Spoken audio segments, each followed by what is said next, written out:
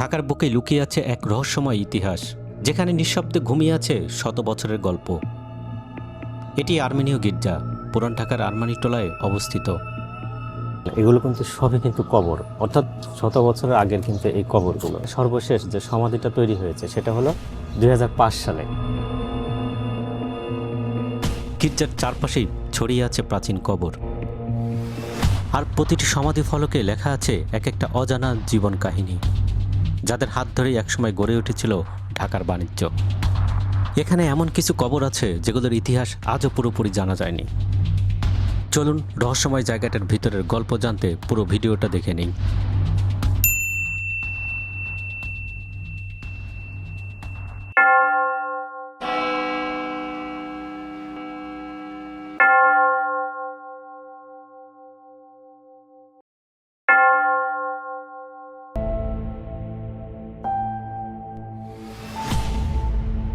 ঢাকার কোলাহল পেরিয়ে পুরান ঢাকার সরু গলিতে লুকিয়ে আছে এক নীরব ইতিহাস।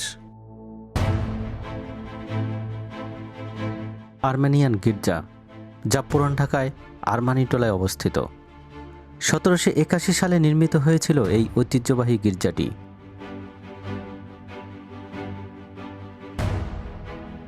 আর্মেনীয় বণিক ও ধর্মযাজকদের মাধ্যমে তৈরি হয় এই গির্জা।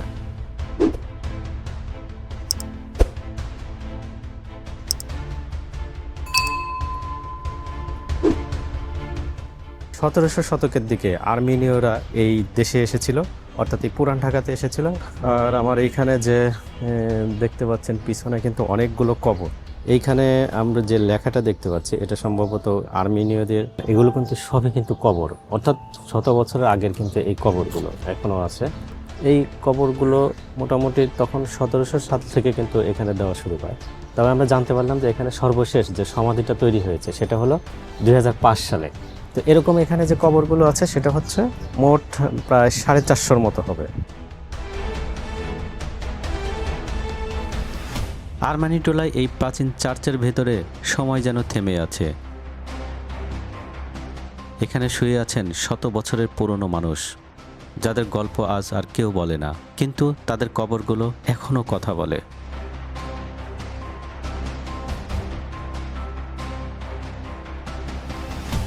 চারিদিকে গাছপালা, নীরবতা আর পাখির ডাক।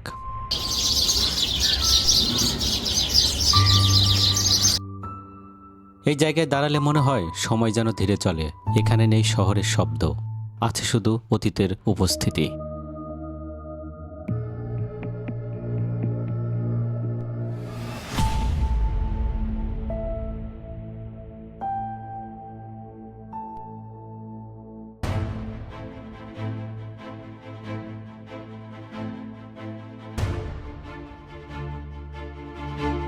ব্যবসায়িক প্রয়োজনে অষ্টাদশ ও ঊনবিংশ শতকের ঢাকায় আর্মেনীয়রা প্রথমে আসতে শুরু করে। তাদের উদ্দেশ্য ছিল ব্যবসা বাণিজ্যের মাধ্যমে ভাগ্য অন্বেষণ করা। আর্মেনীয়রা প্রথমে লবণ ব্যবসা হিসেবে এদেশে এসেছিল, কিন্তু পরে তারা পাট, বস্ত্র ও পানের ব্যবসা করে। আর্মেনীয়রা বুড়িগঙ্গার নদীর তীরে বসতি স্থাপন করেছিল, কারণ এই নদী দিয়েই সারা দেশে পণ্য পরিবহন করা যেত খুব সহজে।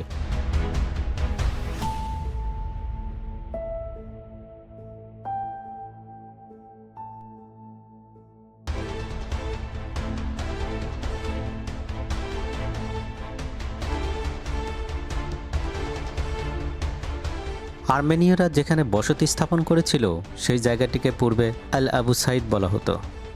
আর্মেনীয়রা বসতি গড়ে ওঠার পর তা আরমানিটোলা নামেই পরিচিতি পায়।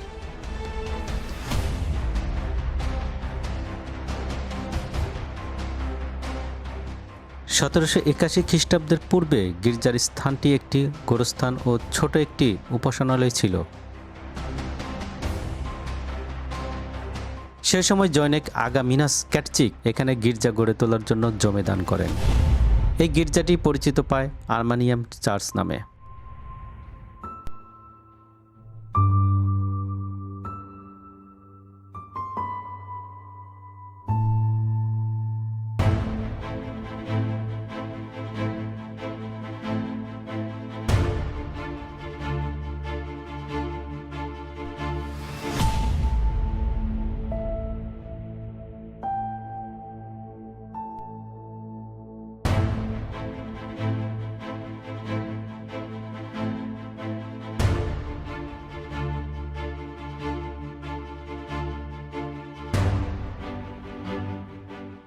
19 শতকে ঢাকায় পরিচিত ও প্রভাবশালী পরিবার হিসেবে যে কয়েকটি আর্মেনীয় পরিবারের নাম পাওয়া যায় সেগুলো হলো পোগস, আরাতুন, পানিয়াটি, স্টিফান, লুকাস, কোজামাইকেল, মানুক, হার্নি, সিরকোর এবং সার্কিসের নাম।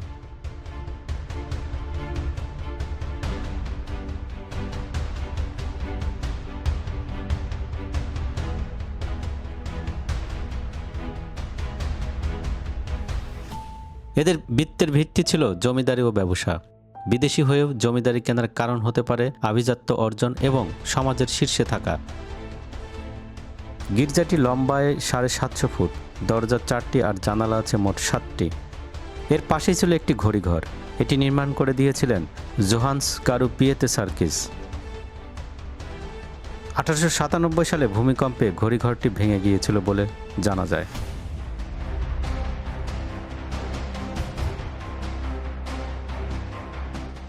এই গির্জার ভিতরে ঢুকতেই চোখে পড়ে সারি সারি পুরনো সমাধি, কিছু উঁচু, কিছু মাটির সাথে মিশে গেছে।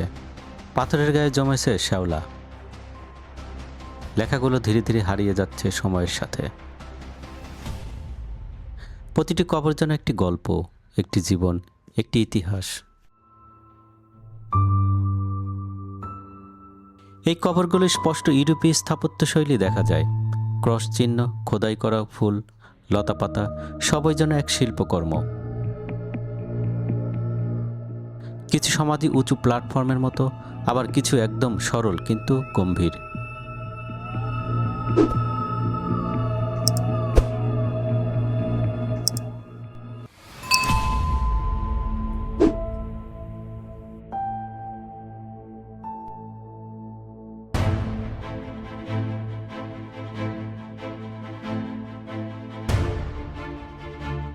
মার্বেল ও পাথরের তৈরি এই কবরগুলো সময়কে চ্যালেঞ্জ করে দাঁড়িয়ে আছে এখনো।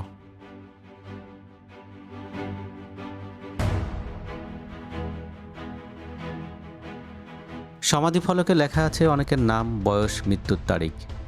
ইংরেজি ও আর্মেনিয়ান ভাষায় এই লেখাগুলোর একটি হারিয়ে যাওয়া ভাষার সাক্ষী।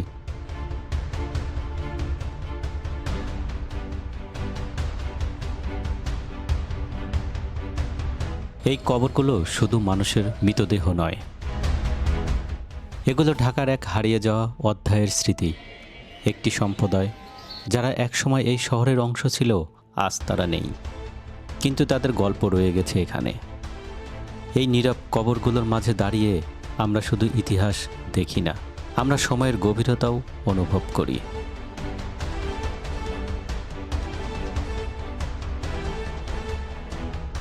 প্রিয় দর্শক, ভিডিওতে আজকে এ পর্যন্তই।